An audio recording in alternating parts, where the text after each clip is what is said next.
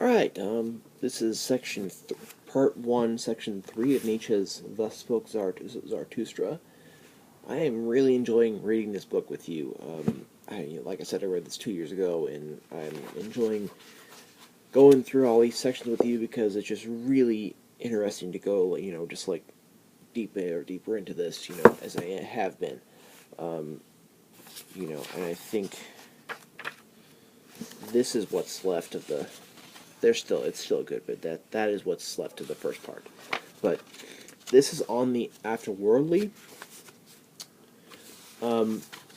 So I'm there are a lot of really just great quotes in here that I want to post to my Twitter account, and that's just there are a lot of great things here. They're just great quotes by themselves. I personally am a Christian, and I do not agree with him, but I love the way he talks about these things, and he just has a lot of reason about him, and I love this work, and this work is great. So, on to the third section on the Afterworldly. The whole thing is he's talking about people like religious people, or and that's a lot of what he does. He talks about people who are, who are wrapped up in religion and stuff, and I guess people who are afterworldly are people who do metaphysics, who lust after a world that is different from this one.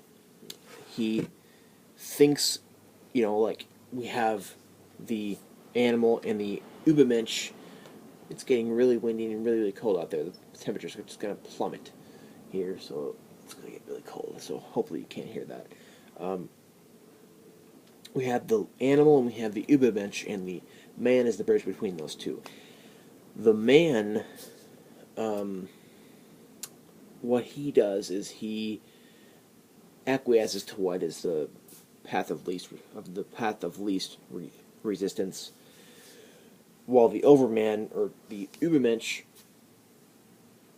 kind of is a creator of himself, but doesn't really lust after, according to this section, a world beyond this one. He can give value to things that he wants to give value to, and give meaning to the things in his life that he wants to give meaning to. But he doesn't. But it's stupid, or it's wrong according to Nietzsche, to lust after a totally different world than this one. That would be being a metaphysician, trying to talk about things that we can't really. And he's almost like being sort of like a empiricist here, but really not really. That isn't really what he's targeting or what he's doing. But he's really just like, what, this world is the one that we should be concerned about, and not any kind of other world that we can't see, or we can't even really talk about, because we can't see it, or we don't live in it. This is the real world, and we should be concerned with this one. We should be our creators, but as long as we're in this world. And this is also a Christian who thinks about, or a religious person who thinks about the afterlife, even, or heaven or hell, or places, different planes of existence, which we don't even have verification for, which is different from this one. And that to him is just kind of wrong. It's really wrong. So, it's not a very long section here, and there's a couple of quotes I want to read. A dream the world then seemed to me, in the fiction of a god, a colored smoke before the eyes of a dissatisfied deity. Drunken joy it is for the sufferer to look away from his suffering and to lose himself. Drunken joy and loss of self, the world once seemed to me. This world eternally imperfect, the image of an eternal contradiction, an imperfect image, a drunken joy for its imperfect creator. Thus the world once appeared to me. Alas, my brothers, this God whom I created was man-made in madness like all gods. I overcame myself, the sufferer. I carried my own ashes to the mountains. I invented a brighter flame for myself.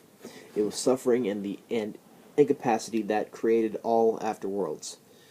So he's kind of gonna say that people who are suffering badly and are self-deprecators, people who are just really are not being able to cope with this real world. That's why they are gonna lust after a different one. They're gonna try to think about or conjure up a different one, and make that their object of inquiry or thought.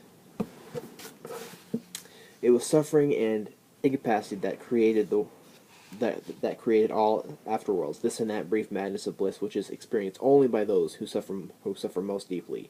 Weariness that wants to reach the ultimate with one leap, with one fatal leap. A poor ignorant weariness that does not want anymore. This created all gods and all afterworlds. So, why I love this section is because he's saying that. And again, I don't agree with this. I'm just saying I love it, but it's just like how people who are suffering and are having difficulty coping with their circumstances in this world itself are people who are going to lust after that which doesn't exist. And he does have a point there, because religion is not reasonable. It's not logical. It might be a little logical, like it's valid, but it's not sound to believe it. And it's also circular. I made a video ranting about that. It's not reasonable. It's not rational. It's something that I do believe in God, and I do try to lead a Christian life. But I see his point here, because I think people of my own religion kind of go ranting and raving at things that don't matter, because they have trouble coping and they don't know what the truth is. And that's the whole main thing here, is that people who have trouble coping with the truth go after things that are not the truth, because they can't deal with what the truth really is.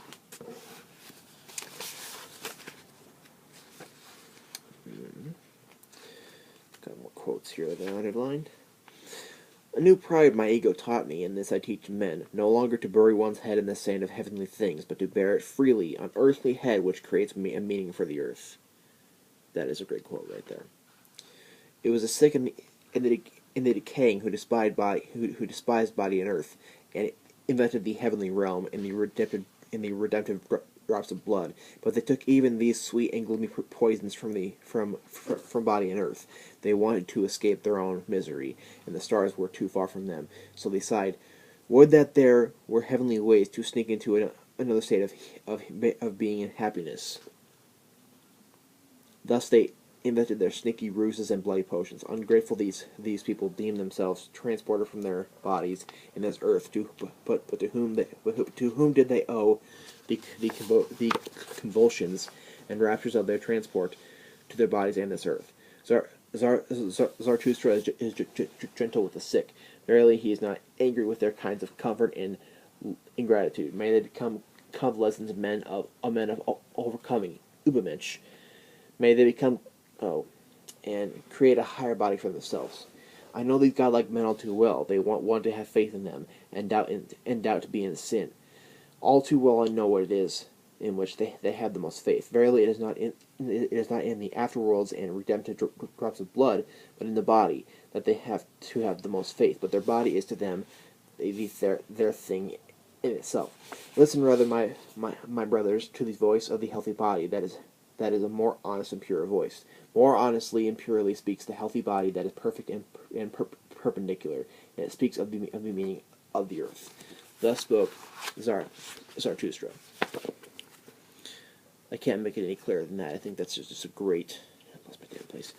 That is a great section. I think you should read this for yourself. It's just awesome.